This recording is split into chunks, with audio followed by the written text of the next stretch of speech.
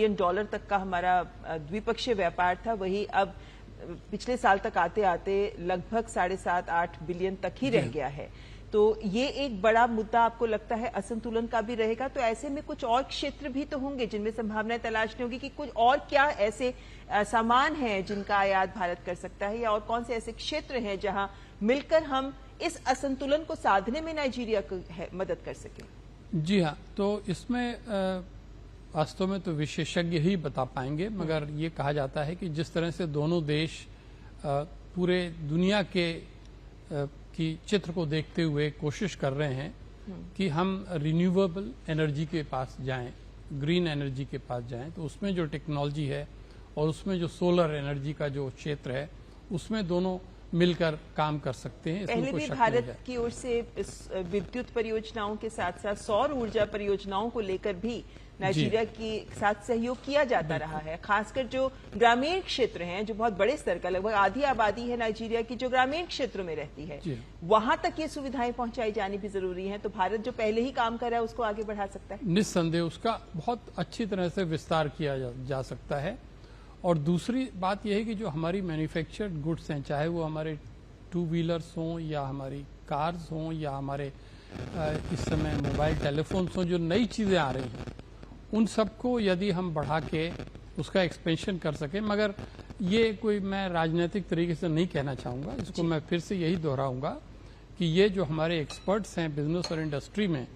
और जो यहाँ उनके सारे हेडक्वार्टर्स दिल्ली में ही मौजूद हैं, तो उनके विचार विमर्श के साथ एक व्यावहारिक रूप से एक प्रैक्टिकल एक्शन प्लान बनाया जाए और उसमें यह तय किया जाए कि अगले 3 सालों में हमें बहुत प्रभावशाली तरह से अपने एक्सपोर्ट्स को बढ़ाना है। वो संभव है और मैं समझता हूं कि अगर सरकार की तरफ से अगर एकदम स्पष्ट रूप से संकेत मिलेगा तो हमारे जो अधिकारीगण हैं और जो हमारे दूसरे लोग हैं वो इसके ऊपर पूरा ध्यान देंगे। डॉक्टर मनन द्विवेदी जी भी हमारे साथ लगातार बने हुए हैं। डॉक्टर मनन द्विवेदी जी, आपको लगता है कि भारत और नाइजीरिया के द्विपक्षीय संबंधों में वो ऐसे कौन से सेक्टर्स नए हो सकते हैं जहां पे संभावनाएं अपार है लेकिन शुरुआत की अभी गुंजाइश बनती नजर आती है? डॉक्टर मनन द्विवेदी जी।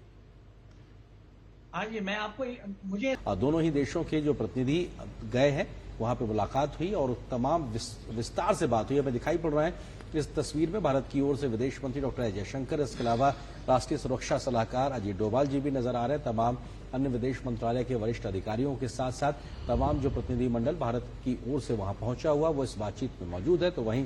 राष्ट्रपति टिनुबू की ओर से नाइजीरिया का पूरा प्रतिनिधिमंडल मौजूद है और इस सार्थक बातचीत के बाद क्या निकलेगा ये समझौता ज्ञापन के माध्यम से हमको पता लगेगा। बिल्कुल, तो शिष्टमंडल स्तर की वार्ता के दृश्य जो हम आप तक पहुंचा रहे हैं अबुजा नाइजीरिया से, और ये वार्ता के समय जो बातचीत होती है वो एक आधार भी तैयार करती है कि जो एमओयूज पर साइन होने जा रहे हैं उनको किस तरीके से आगे भी बढ़ाया जा सकता है। दोनों देशों के रिश्तों से जुड़े विभिन्न आयाम पर भी चर्चा होती है। बहुत से एमओयूज जो इन पाइपलाइन होते हैं जिन तक पहुंचना जरूरी होता है, उन सब पर भी इस